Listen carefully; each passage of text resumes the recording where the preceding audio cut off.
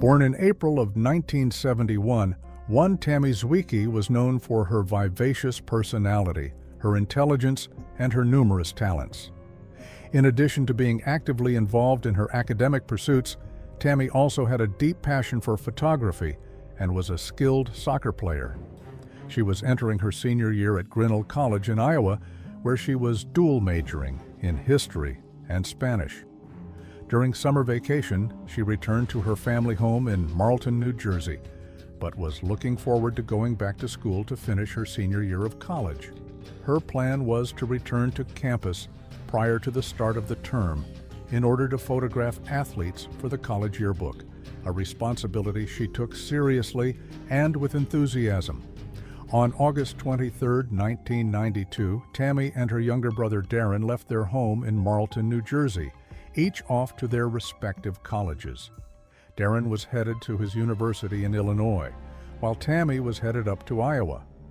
On the first leg of the trip, the siblings rode together from New Jersey to Illinois.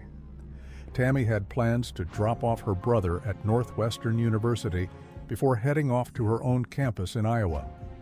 Tammy drove her white 1985 Pontiac T1000. While they were on their trip, Darren recalls that they were having car troubles throughout the way and had to pull over multiple times. The two siblings eventually made it to Illinois, and Tammy was able to drop her brother off at Northwestern University in Evanston. After saying goodbye, she continued her journey westbound on Interstate 80 toward Grinnell, Iowa. Tammy had promised her family she would call them once she arrived on campus. However, that call never came. After hours of silence, her mother, Joanne Zwiki, became alarmed and contacted campus police at Grinnell. At first, there was some confusion. Someone reportedly thought that they had seen Tammy on campus, but it quickly became clear that she had never actually arrived. Tammy's family officially reported Tammy missing to police. Unbeknownst to her family, Tammy's car had been found abandoned along Interstate 80 near LaSalle, Illinois, by an Illinois state trooper. The vehicle had a flat tire, and the day after it was located, it was towed without knowledge of its connection to the missing college student. Authorities soon confirmed that the car was indeed Tammy's Pontiac. Once law enforcement realized Tammy's car had been towed, a frantic multi-state investigation ensued. Her family and local law enforcement launched an urgent search, holding on to hope that she might still be found alive. The effort quickly grew beyond Tammy's immediate circle. Students and staff from both Northwestern University and Grinnell College rallied to help. Volunteers distributed missing person flyers across Illinois, Iowa, and Missouri. They also spoke with truck drivers, believing that someone on the road might have seen something. Grinnell College students created a relief fund seeded by a voluntary fast, donating the money saved from their meal plans. On Wednesday evening, the night before Grinnell College classes were set to begin, students held a candlelight vigil behind the college forum, gathering in silence to honor Tammy and to support her safe return. Despite the urgency and scope of the search, there were no immediate breakthroughs.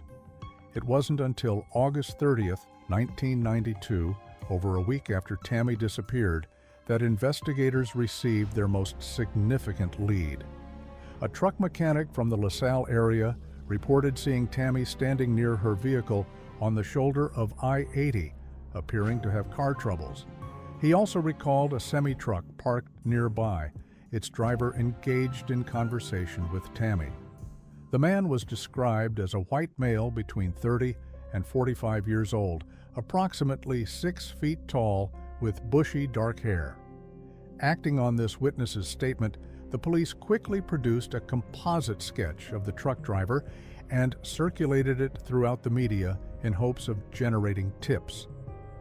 The sighting prompted additional witnesses to come forward. Several reported seeing Tammy looking under the hood of her car and speaking with the man near a tractor trailer, matching the earlier witness's description.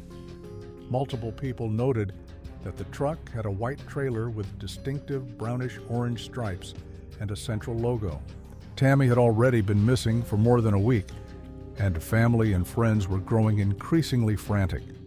On September 1st, 9 days after Tammy vanished, a trucker discovered a body in a ditch near the on-ramp of Interstate 44 near Sarcoxie, Missouri, over 500 meters from where Tammy was last seen. Wrapped in a red blanket sealed with duct tape, the body had begun to decompose, but dental records confirmed that the body was that of Tammy Zwiki.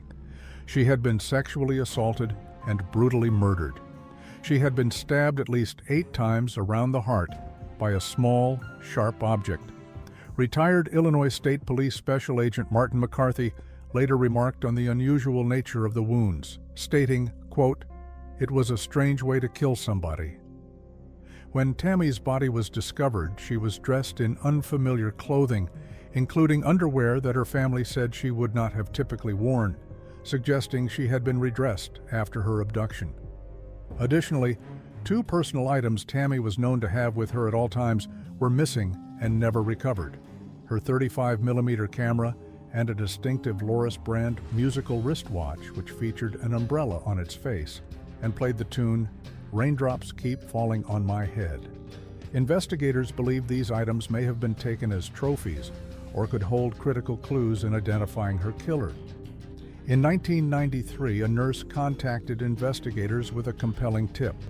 She explained that on the afternoon of Tammy's disappearance, she had driven past the stalled hatchback on the shoulder of Interstate 80 while taking her children to Princeton, Illinois for McDonald's Happy Meals. She recalled seeing a man standing with a young woman outside of the stalled vehicle. The timing of her sighting was precise, as she had scheduled an appointment later that day. Though an investigator marked her lead as promising, no one had followed up with her at the time. Months later, by sheer coincidence, the same nurse was working at the LaSalle County Health Department in Ottawa when a man and his wife came in for routine blood work. During their visit, the wife happily showed the nurse a watch her husband had just gifted her, a musical Loris wristwatch, one that played "Raindrops Keep Falling on My Head." This matched the exact description of the unique watch Tammy was known to have with her when she disappeared. The nurse contacted police again and told them about the couple. The man was identified as Lonnie Biro. Lonnie, a truck driver with a history of violent crime, including armed robbery, was quickly a person of interest. He provided hair and blood samples, but authorities were unable to link him directly to the crime. Several circumstantial details, however, raised their suspicions. Lonnie lived near the area where Tammy's body was discovered. He had family close to the location where Tammy's car broke down. He owned a Kenworth truck, the same brand as the red blanket in which Tammy's body was found. And he had sold and deep-cleaned his truck shortly after Tammy's disappearance. Police had searched the truck, but it's unclear whether anything was found. Lonnie allegedly also attempted to intimidate the witness who had identified him. Despite these troubling facts, the task force disbanded due to a lack of actionable evidence, and Lonnie was never charged. He died in 2002 at the age of 41. In 2002, the FBI received renewed public interest in the case and offered a $50,000 reward, supplemented by an additional $100,000 from an anonymous donor. The agency confirmed for the first time that DNA had been recovered from Tammy's body. Although the sample was limited, it was preserved for future testing. In 2004, FBI Special Agent Thomas Neer ordered a new analysis of the DNA. Unfortunately, the fragment was too small to yield conclusive results. Neer noted that while the evidence pointed to a clear suspect, it fell short of meeting the threshold required for prosecution. He said, quote, "We have a circle, but we can't turn it into a noose." In 2007, hopes were briefly raised again when trucker Bruce Mendenhall was arrested in Tennessee for the murder of a 25-year-old woman. He confessed to killing 6 women and was investigated for potential links to Tammy's case. However, his known victims were sex workers specifically and were shot, not stabbed. no evidence connected him to Tammy. In 2020, another potential suspect emerged, Clark Perry Baldwin. He was charged with multiple murders of women in the early 1990s. His ex-wife told police that he once bragged about strangling a girl and dumping her body. Investigators confirmed Baldwin was in the vicinity of Tammy's route around the time of her disappearance. Still, the FBI later ruled him out, stating he did not appear to be involved. Tammy's father, Hank Zwiki, passed away in 2015 at the age of 75. Her mother, Joanne, remained steadfast in her hope for justice. She frequently engages with the Facebook page called Who Killed Tammy Zwiki, which was created by two strangers committed to keeping Tammy's memory alive and advocating for answers. Grinnell College also honors Tammy's legacy through the Tammy Zwiki Memorial Scholarship, awarded to students who reflect the passion and promise Tammy exhibited in her short life. Today, the Illinois State Police continue to actively investigate the case. Tammy Zwiki's case remains unsolved, but through her family's perseverance and the ongoing efforts of law enforcement, there is still hope that justice will one day be served. Anyone who thinks they might have any information in Tammy Jo Zwiki's murder can contact their local FBI office or the Illinois State Police. The number to the Chicago field office is area code 312-421-6700. On the evening of Friday, March 15, 1974, 14-year-old Karen Caughlin, who was known to close friends and family as Twiggy, went out to the Rose Gardens roller skating rink in Point Edward, Ontario. This rink was a popular hangout for local teens in the 1960s and 1970s. Karen's family recalls her being full of life, vibrant, and fiercely independent. The teenager had planned to sleep over at her friend Lisa Rich's house after the skating session, a plan she had made well in advance. Karen and her group of friends skated from 7:45 p.m. until around 11 p.m. It was around that time that Lisa's father arrived to pick them up. However, Karen told him she no longer needed a ride, as she wanted to stay out a little bit longer with other friends. Those around her said her decision did not seem unusual at the time. Later that night, Karen drove around with a couple of her friends before being dropped off outside another friend's house, not Lisa's, on Brock Street South at approximately 12:50 a.m. The friend's house was not too far from where Karen lived, but she never actually made it inside. As her friends drove away after dropping her off, leaving Karen outside the house, nobody could have known that that would be the last time they would ever see her. The next morning, 9 hours later, at approximately 9:50 a.m., a farmer named Fred Bro discovered Karen's battered body in a shallow ditch along a gravel road named Plowing Match Road, which was located between Churchill Line and LaSalle Line. Her body showed catastrophic injuries. She was partially undressed, and her coat and shoes were found a short distance away on a pile of branches.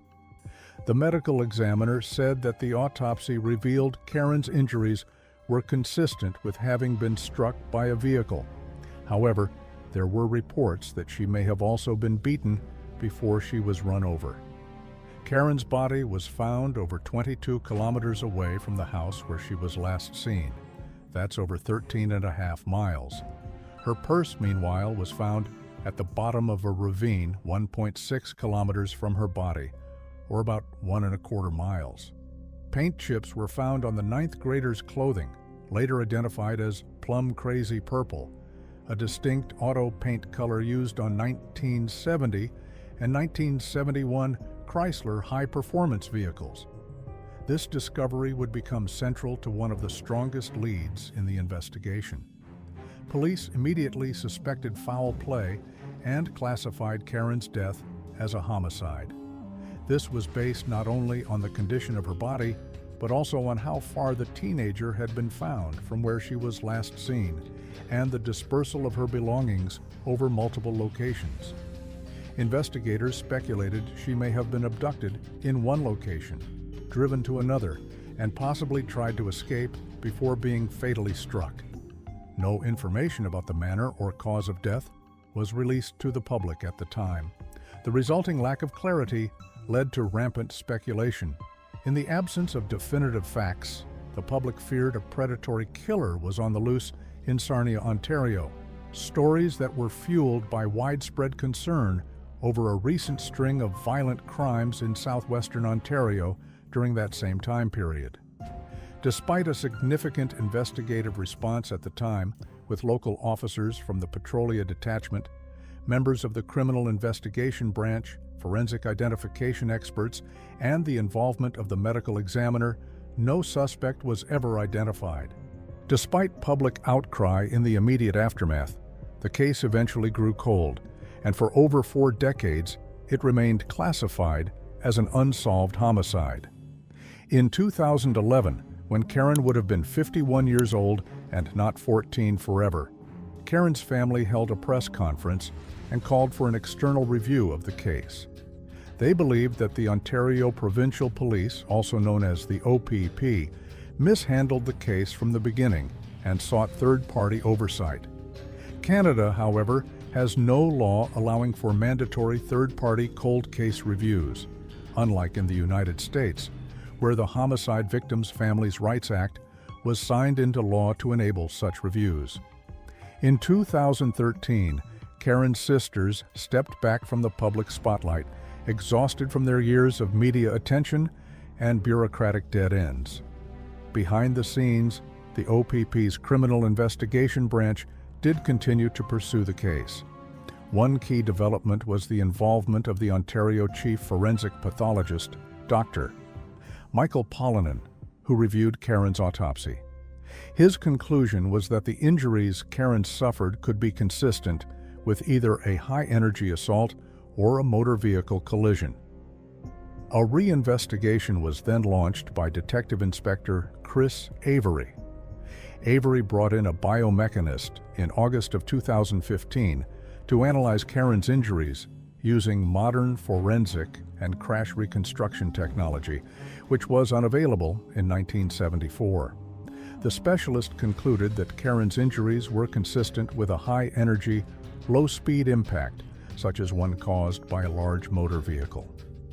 It was determined that the 1970 or 1971 plum-crazy purple Chrysler may not have struck Karen at all.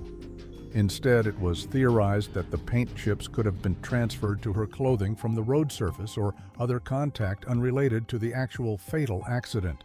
As a result, the OPP formally reclassified Karen's manner of death in 2017 from homicide to specifically a motor vehicle collision, potentially accidental. A press conference was held to announce this development, which occurred 43 years after Karen's death. Investigators acknowledged that the vehicle's driver may not even have realized they had struck somebody. The OPP asked for the public's help, saying, quote, "The OPP wants to hear from anyone with information about a motor vehicle collision in the Petrolia area or damage sustained by a motor vehicle around that time. Someone may have observed damage to a vehicle or not noticed damage to their own vehicle at the time." Police said it's possible motorists may not have actually seen or expected to find somebody walking alongside the road due to the foggy conditions of the area and due to Karen's dark clothing. Some evidence suggests that she was struck specifically on Oil Heritage Road, about 3 kilometers away from the location of the body. While it's speculated that the driver moved her body after she was hit, it's not certain. If so, it's possible she was moved while still alive and was denied medical care. The circumstances of how she wound up so far from where she was last seen remain undetermined. Despite the new conclusion and outreach to the public, the case remains unsolved. One of the biggest mysteries in Karen's case is the 9-hour gap between when she was dropped off at 12:50 a.m. and when her body was discovered at 9:50 a.m. Investigators have tried for years to fill this void in her timeline. There were unconfirmed reports that Karen had expressed interest in attending a party in Petrolia that night and was seeking a ride from Sarnia. However, police have been unable to confirm if the party ever took place or who may have attended. Michael Arntfield, a criminologist and cold case expert, has publicly questioned the OPP's handling of the case, both back in 1974 and in recent years. He points out that ruling the death a homicide early on without sharing essential information with the public, such as the paint chip evidence, may have misdirected the investigation. Had the public been informed in the weeks following Karen's death that a specific vehicle may have been involved, tips about damaged cars or suspicious repairs might have surfaced. Instead, the window to recover forensic evidence from a potential suspect vehicle closed long ago. Moreover, the sudden change in the manner of death, from intentional homicide to a possible accidental hit and run, caused confusion and raised further concerns about transparency and investigative thoroughness. To date, authorities have not disclosed the exact cause of Karen's death, although it is believed to be blunt force trauma consistent with a motor vehicle impact. Nearly 50 years after her tragic death, justice for Karen Caughlin remains elusive. Despite renewed efforts, modern technology, and expert analysis, investigators still don't know what exactly happened in those critical 9 hours between midnight and morning, between life and death.